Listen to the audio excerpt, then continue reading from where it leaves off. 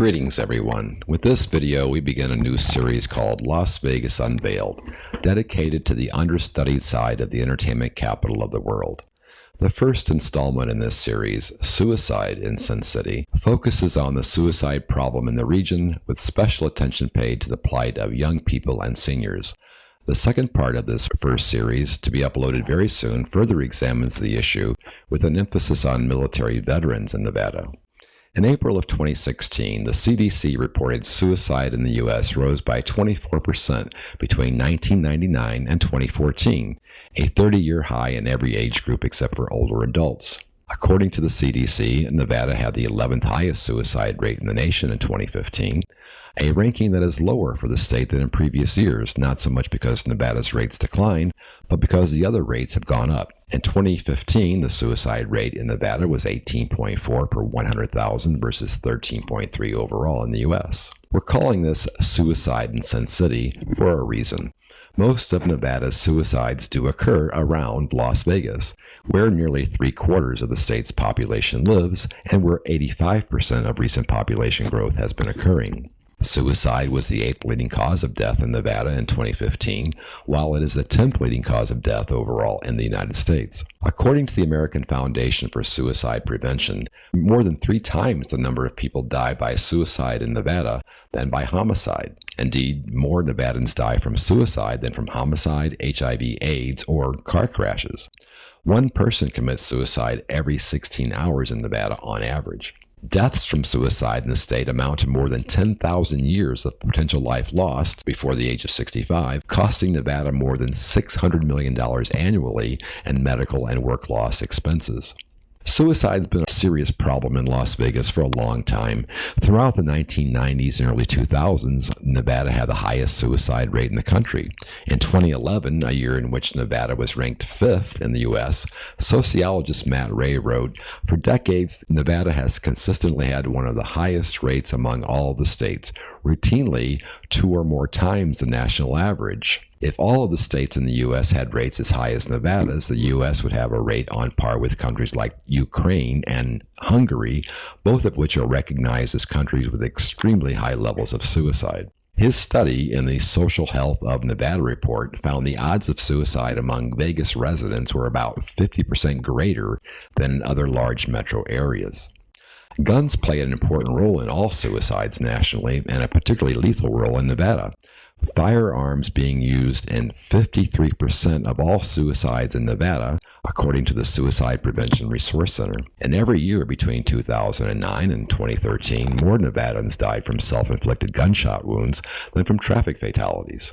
Nevada has the dubious distinction of being one of 5 states that has more gun suicides than roadway deaths. From 1981 to 2013, Nevada's gun suicide rate was nearly twice the overall U.S. rate, second only to Wyoming.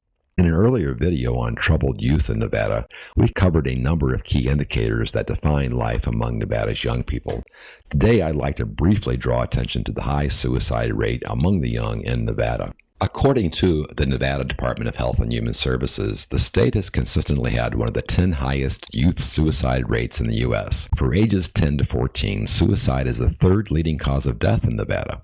And for 15 to 24-year-olds, it is the 2nd leading cause of death. Data from the Nevada Institute for Children's Research and Policy shows that Nevada's trends in suicide mirror, from a higher starting point, suicide trends in the U.S. For example, they note between 2008 and 2011, Nevada's teen suicide rate nearly tripled.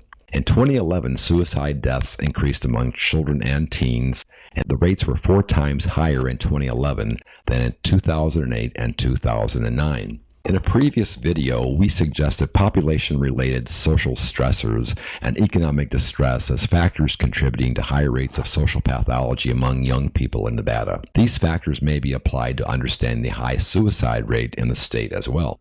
Now we turn to data surrounding senior suicides in Sin City. According to the 2017 senior report published by United Health Foundation, Nevada has the highest senior suicide rate in the U.S., followed by Wyoming, New Mexico, and Montana. For 20 years, Nevada's senior suicide rate has remained number one in the nation. More than 36% of all of Nevada's suicides are committed by people over 65. Among those 65 and older, the suicide rate in Nevada is about twice the overall U.S. average. In terms of understanding suicide in Sin City, we must consider many variables, including transiency. About 10% of the people who commit suicide in Clark County each year do not have local identification.